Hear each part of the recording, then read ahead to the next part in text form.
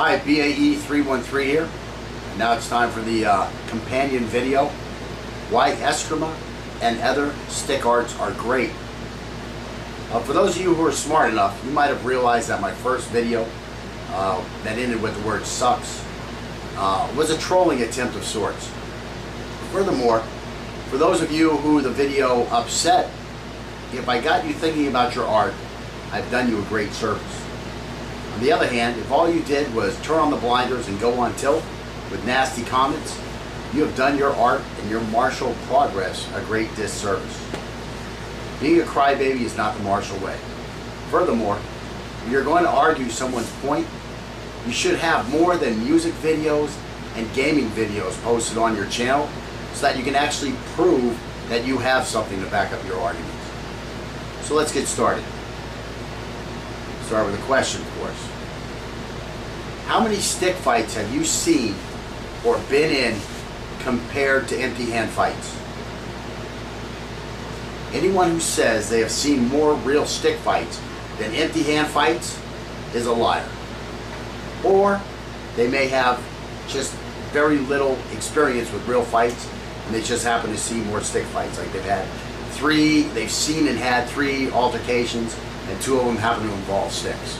You've had a lot of fights, seen a lot of fights, you've seen a lot more empty hand than any other type of weapon fight. It's just the way it is. If you do have a lot of experience with real fights and you've seen more stick fights, that's been some kind of an anomaly. An anomaly meaning that you are like 1 in 10 million people. So it's probably not you. If you think you've had more stick fights and seen more stick fights, you're probably delusional or a liar. Okay? Because the chances that you're the anomaly are too small. So anyways, thus, with a greater likelihood for needing empty hand fighting skills, wouldn't it make more sense to use empty hands as a basic for your stick fighting rather than the other way around? I don't know, something to think about. Let's go to Miyamoto Musashi for a second. Miyamoto said, "The warrior has to master the various properties and virtues of his different weapons. If a gentleman dislikes martial arts, he will not appreciate the specific advantages of each weapon.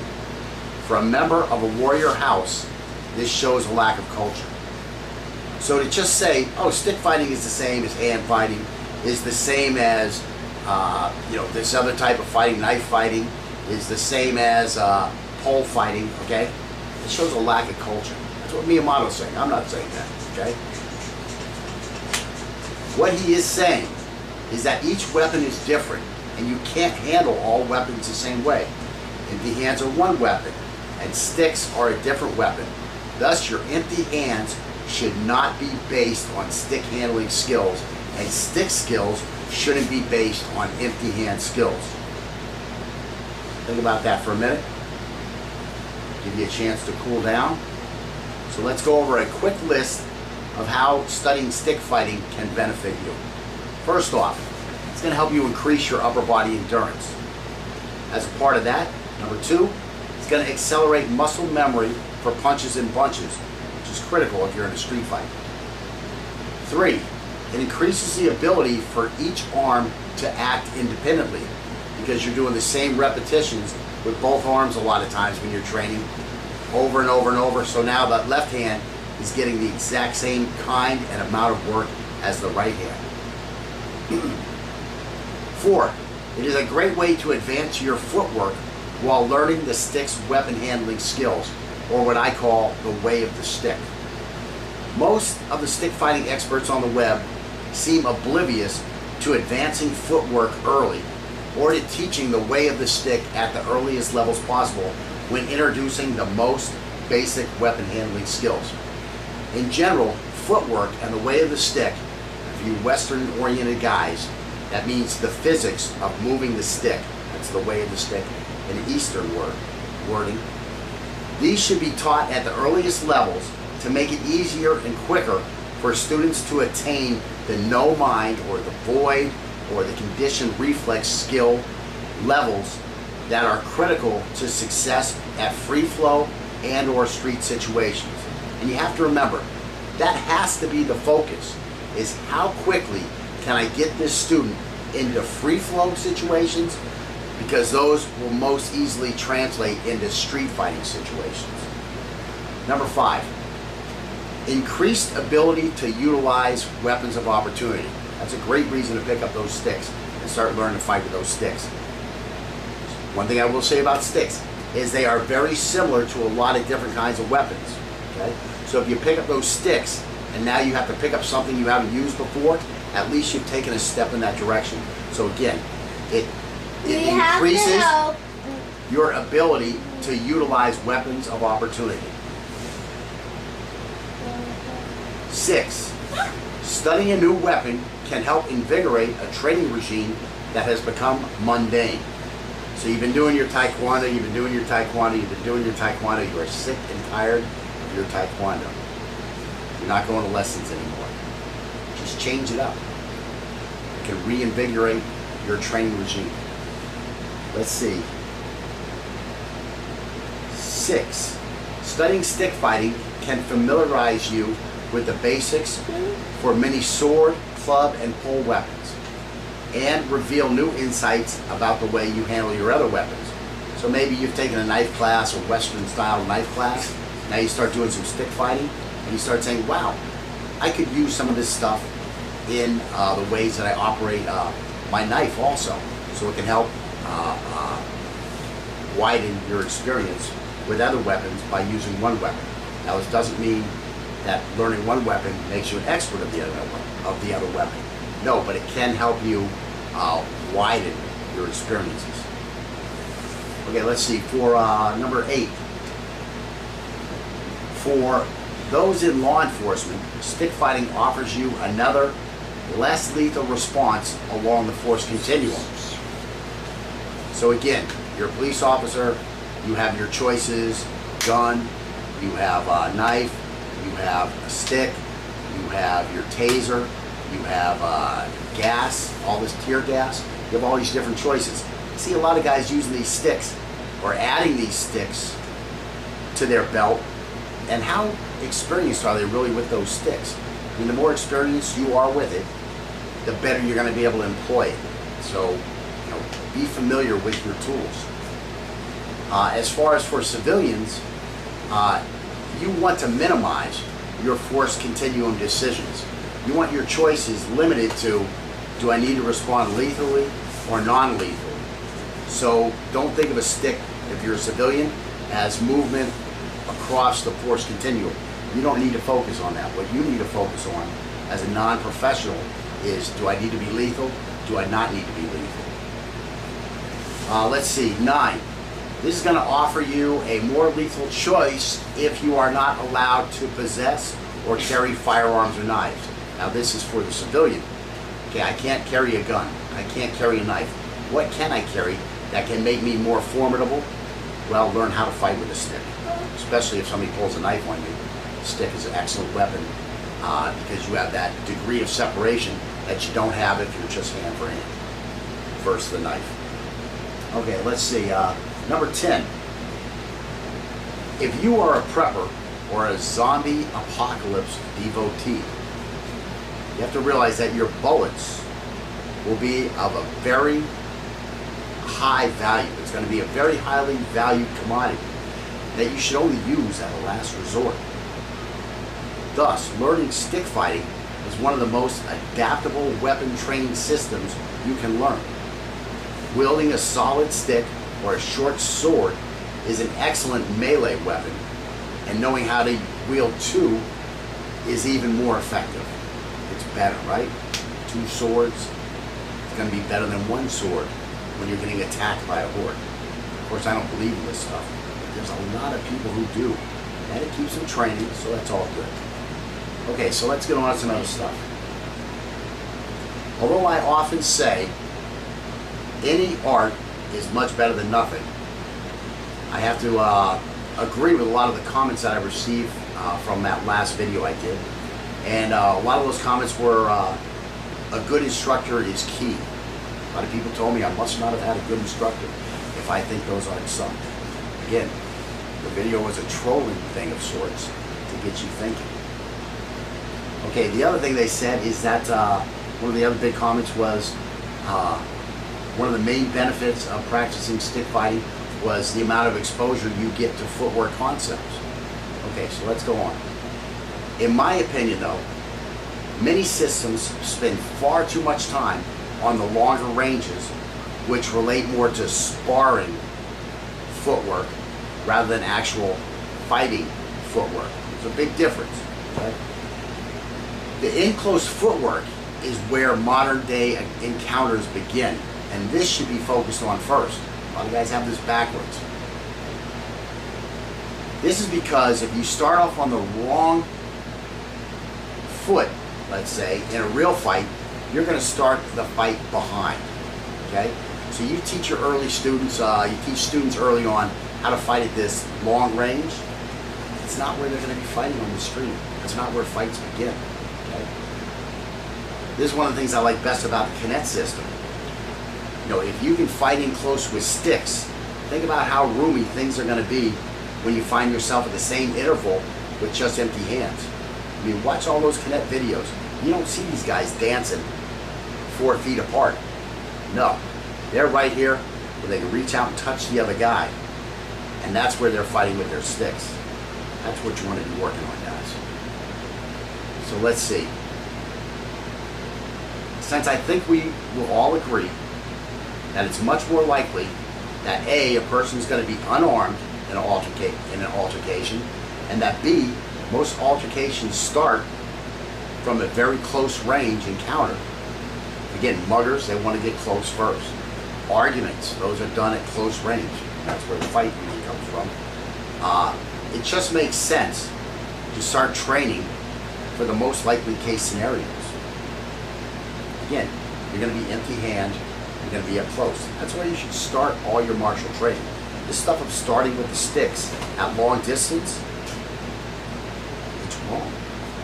You're training for the least likely case scenario. You're doing a disservice for your students.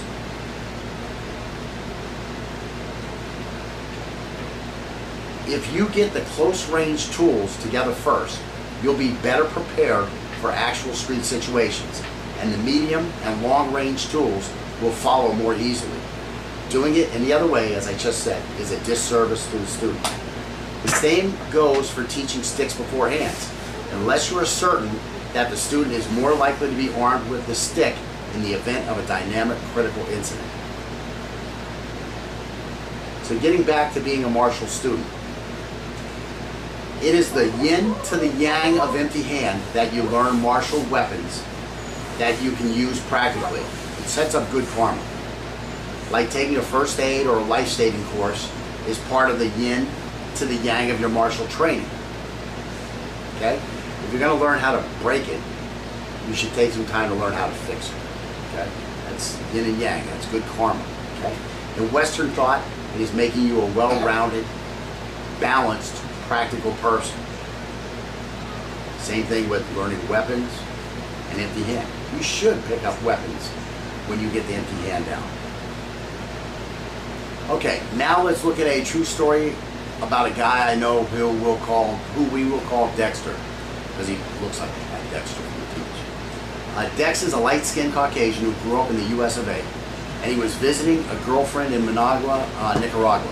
So he definitely stood out in that Central American country.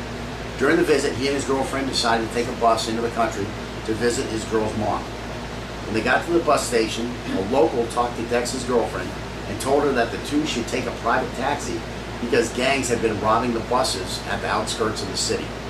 The guy also recommended a reputable driver and a great deal for them. Within a few moments, the driver arrived, and Dex and his girlfriend got into the back, and their new friend and the driver occupied the front seats.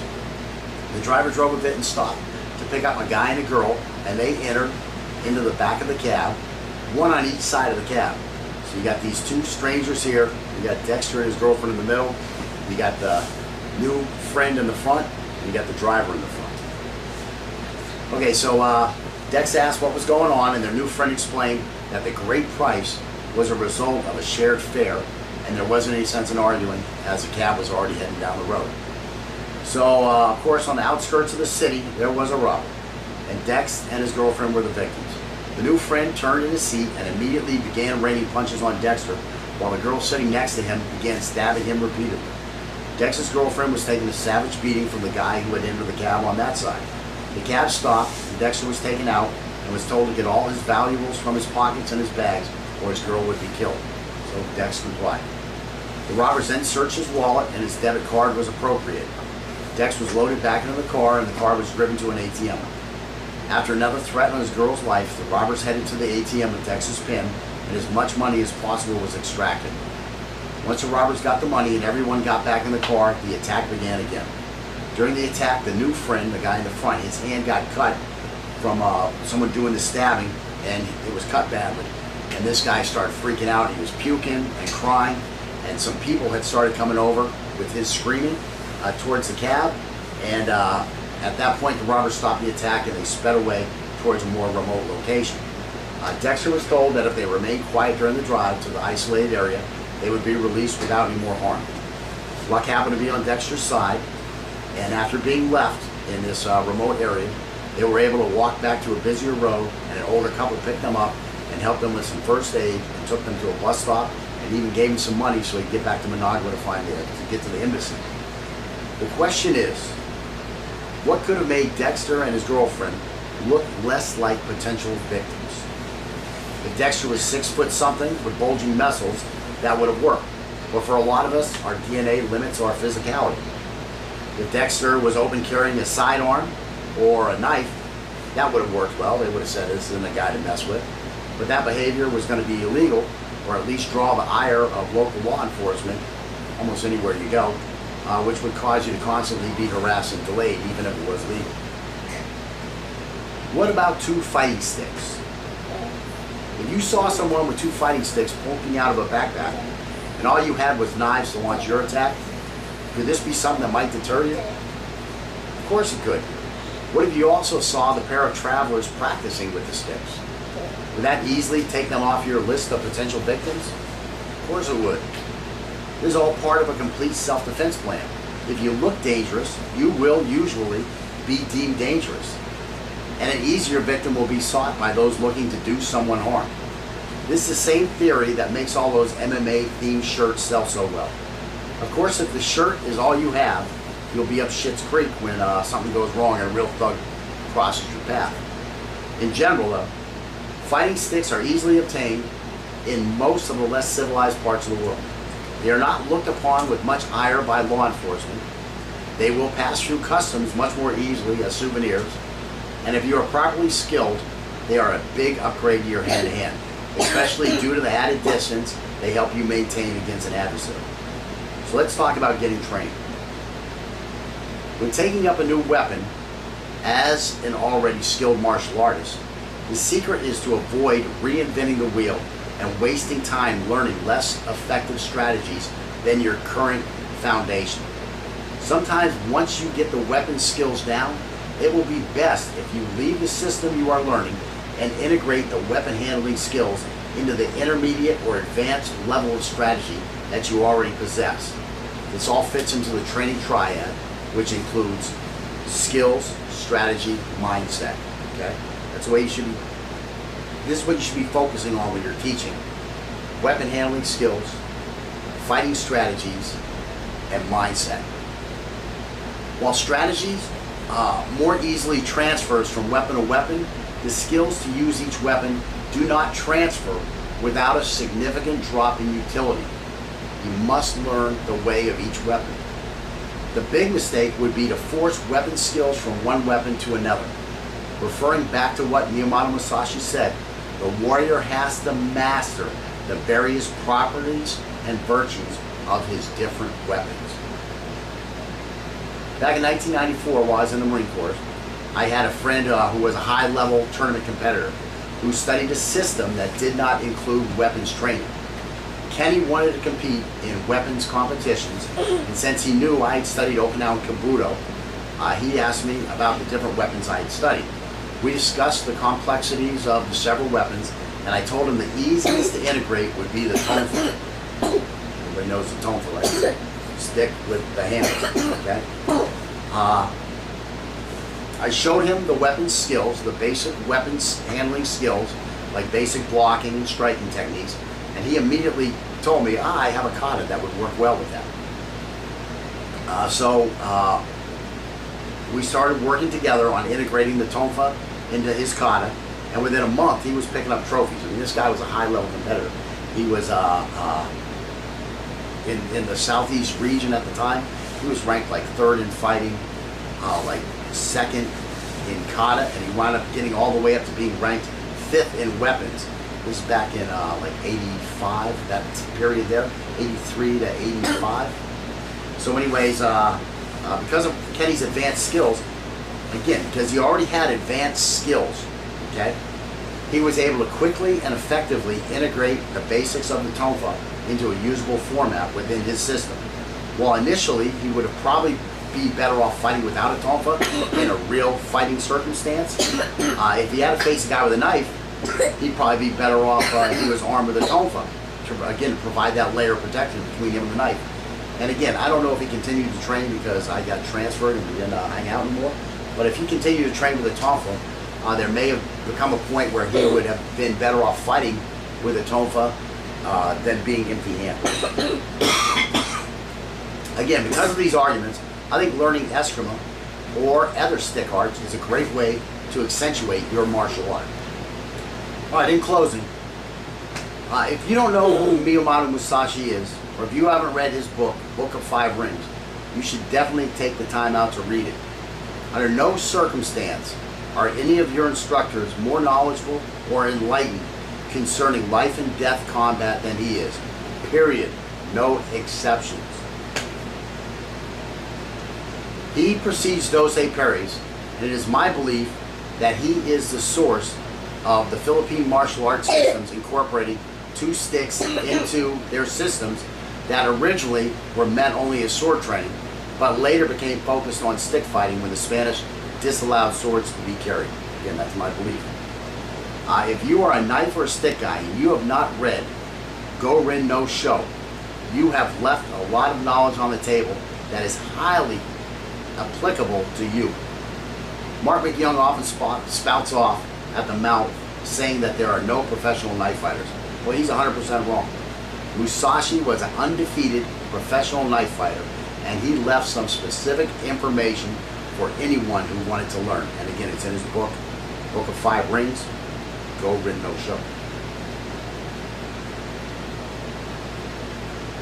Again, let's hear from Musashi concerning studying a system that is not specific to the weapon for the purpose of lethal combat. Nowadays, the schools of archery, as well as other arts, have more flowers than fruit. In times of real need, such kind of skill is useless. Again, this is a direct derogatory comment for the stick twirlers, which I refer to as swicklers. Swicklers teach pattern after pattern at intermediate and advanced levels without incorporating various footwork and free flow drills and free sparring with some level of significant contact preferred. Again, swicklers only focus on the flower, which produces little or no substance, rather than the fruit, which produces substance. In teaching the martial arts, your goal should be to get your students to the minimum weapon handling skill level required to get them involved in strategies that will allow them to succeed in actual combat. Mindset will teach them to be ready when their skill and strategy are needed and allow them to use those skills to the extent required. This is the modern training triad: weapon handling skills, fighting strategies, and mindset. That's where your lessons should be focused. This is what modern martial arts need: a meeting of Eastern and Western thought. Over the years, I've gotten one school of thought from the Eastern martial arts guys and another school of thought from the Western gun guys. In many cases, they are both right. And in many cases, they are both wrong.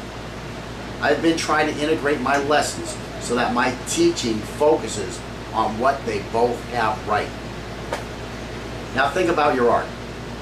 Why are you doing it? What are you teaching it for? How are you serving your students? Where are you going with it? How is it serving you? How are you serving it? Are you seeking the truth or just following a path? Fights, seen a lot of fights. You've seen a lot more empty hand than any other type of weapon fight. It's just the way it is. If you do have a lot of experience with real fights and you've seen more stick fights, that's been some kind of an anomaly. An anomaly meaning that you are like 1 in 10 million people. So it's probably not you. If you think you've had more stick fights and seen more stick fights, you're probably delusional or a liar. Okay? Because the chances that you're the anomaly are too small. So anyways, thus, with a greater likelihood for needing empty hand fighting skills, wouldn't it make more sense to use empty hands as a basic for your stick fighting rather than the other way around? Hi, BAE313 here.